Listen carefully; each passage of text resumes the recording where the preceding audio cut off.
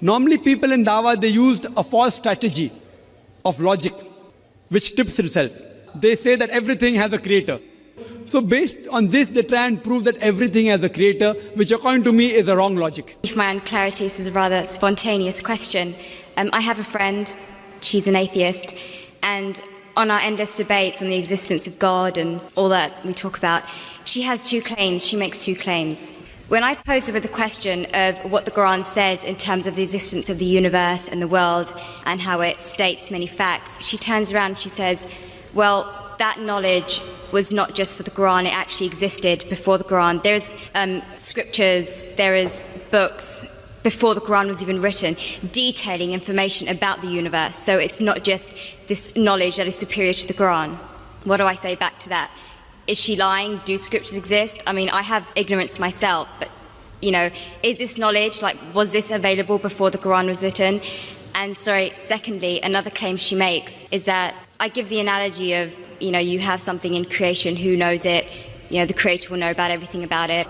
And I talk about, if there is no God, how can we possibly exist? If you keep on going further and further and further and back, there's no end. And if there's no end, how do we exist? But then she says, well, from a religious point of view, you say, well, God is the end. Well, I say as an atheist, who says God is the end? Who created God? That's my question. Thank you. First, I pose two questions which are again common.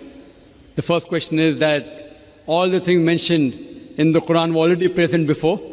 So what's new? It's present in other scriptures and other books, etc.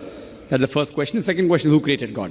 As far as the first question is concerned, I do agree that certain things were present in time before the Quran, but they were not called as established facts. They were not called as established facts.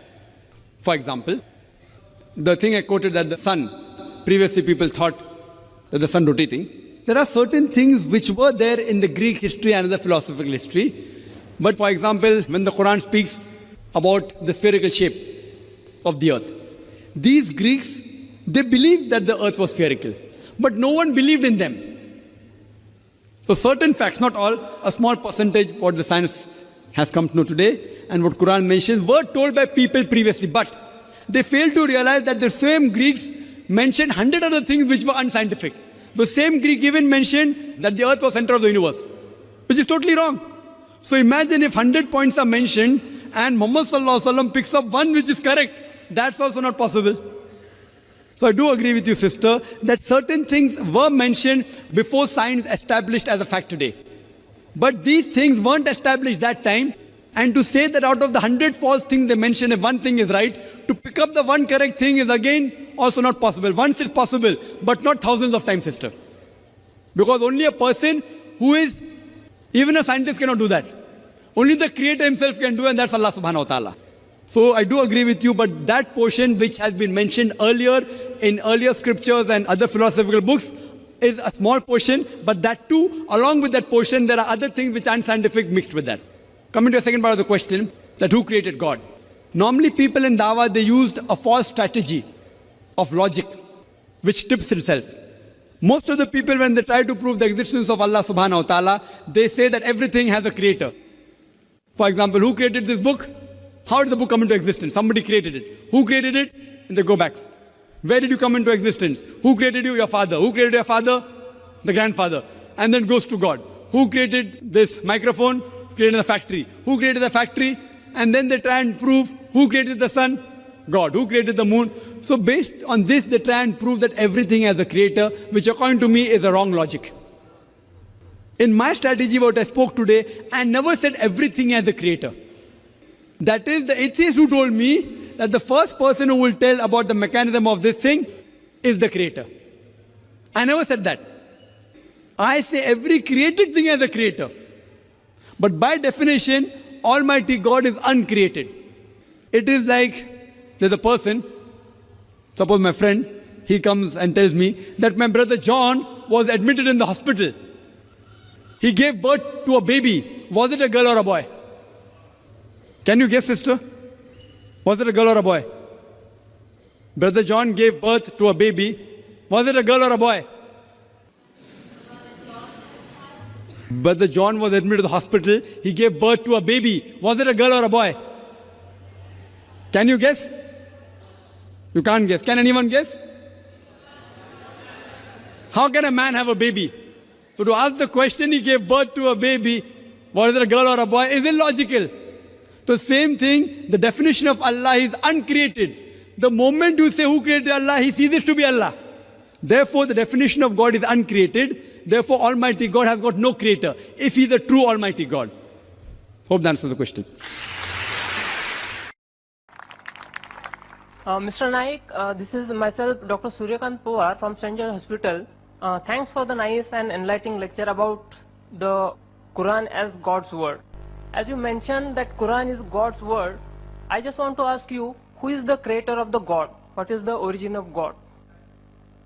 Brother, that's a very good question. That if Quran is the word of God, who is the creator of God? Very good question. If I ask you, brother, that your friend John, he gave birth to a child. Can you guess the child was girl or a boy? Your friend John gave birth to a child in the hospital. Can you guess whether a girl or a boy? Guess. No. Girl or a boy? I can't guess. Sorry? I may not guess. Try.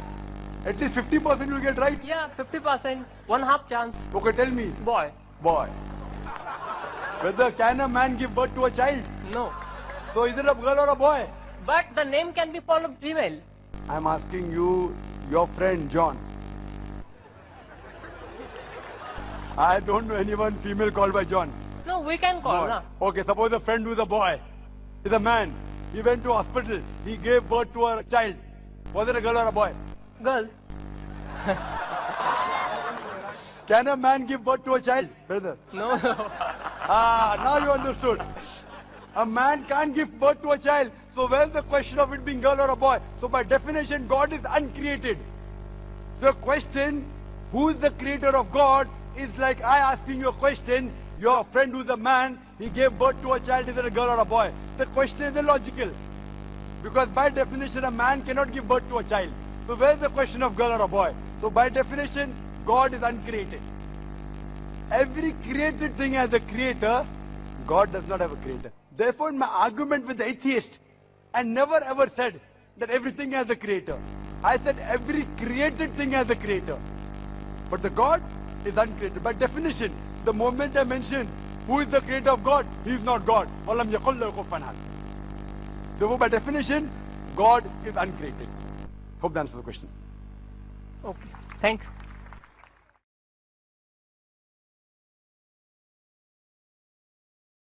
Assalamu alaikum wa rahmatullahi wa barakatuh. I did my education at a Christian missionary convent school, and alhamdulillah, by Allah's grace, I was always amongst the toppers in the studies. But as far as speaking is concerned, I was a stammerer. I used to stutter in life. If anyone asked me what is your name, I used to say my name is Zakir. The person who changed my life or the direction of life was Sheikh Ahmed Deedat. He was a Muslim scholar of the Christian Bible, and he was a specialist in comparative religion. He changed me from a doctor of a body to a doctor of a soul.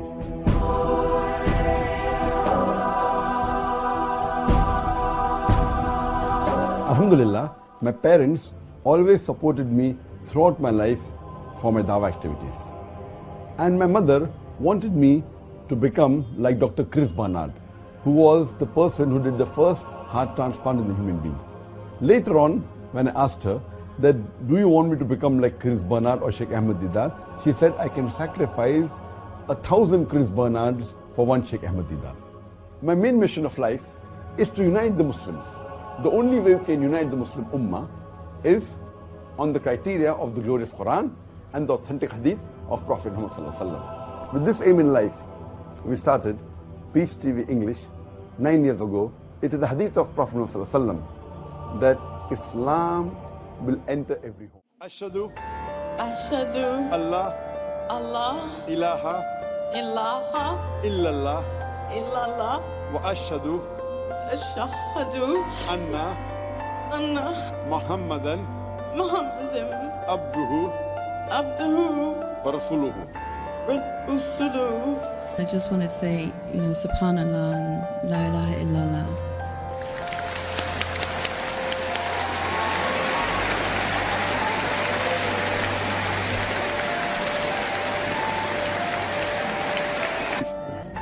So would you like to become a Muslim? Yes. Ashhadu Ashhadu Allah ilaha illallah wa ashhadu anna Muhammadan abduhu wa rasuluhu. MashaAllah.